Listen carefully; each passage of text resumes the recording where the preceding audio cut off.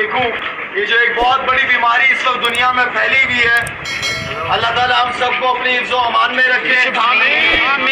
لیکن اس سے بڑی بیماری جو ہے وہ مودی کے دل و دماغ میں ہے، کو لے کے وہ سیاست کر رہے ہیں، اور ہمارے یہ 2 کلومیٹر پہ جہاں ہمارے کشمیری بھائی، کشمیری بہنیں، بزرگ ہمارے، ان کے ساتھ جو اتنے عرصے سے ظلم کر رہا ہے وہ آدمی،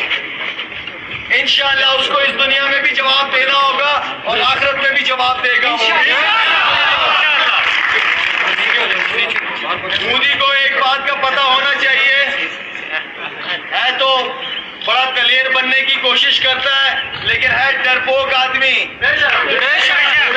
ایک چھوٹے سے کشمیر کے لیے 7 لاکھ کی فوج جمع کر دی ہے اس نے، جبکہ ہمارے پورے پاکستان کی فوج 7 لاکھ کی ہے،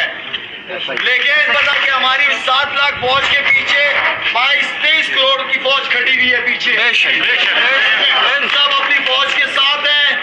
سلوٹ کرتا ہوں میں اپنی پاک فوج کو اور ان کے شہیدوں کو، اور خاص طور پہ جو لوکل لوگ ہیں، جو لوکل کمیونٹی ہے، جس طریقے سے وہ پاک فوج کا ساتھ دے رہی ہے، اس پہ میں ان سب کو سلام پیش کرتا ہوں۔ یونائٹڈ نیشن جسے کہا جاتا ہے اقوام متحدہ، جس مقصد کے لیے وہ بنی ہے اس کے مقصد کا آج تک ہمیں پتہ نہیں چلا کہ کس لیے اقوام متحدہ بنی ہوئی ہے۔ پاکستان حکومت نے، پاکستان فوج نے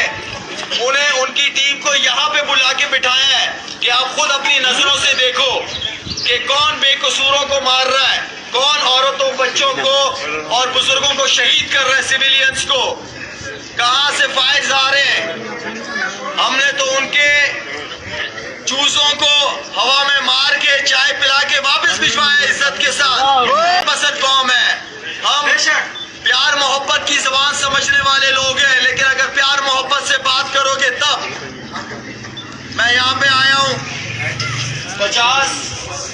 تقریباً 50-60 دن سے میں پورے پاکستان میں گھوم رہا ہوں،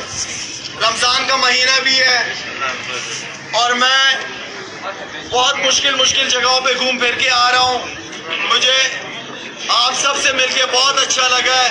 چھوٹا سا راشن آپ لوگوں کے لیے لے کے آیا ہوں، لیکن انشاءاللہ آتا رہوں گا، کیونکہ کیا پتا اگر آپ لوگوں نے تھوڑی سی زمین دے دی تو میں یہاں گھر بھی بنا لوں گا، تو کراچی، لاہور، اسلام آباد میں۔ لیکن حلفیہ کہتا ہوں کہ ہماری دل کی دھڑکنیں، ہماری دعائیں سب ہر وقت آپ کے ساتھ ہیں۔ جو کام آپ لوگ مل کے فوج کے ساتھ کر رہے ہیں، آپ لوگوں کی وجہ سے ہمارے بچے، ہمارے خاندان وہاں پہ آرام سے سو رہے ہیں، صرف آپ لوگوں کی قربانیوں کی وجہ سے۔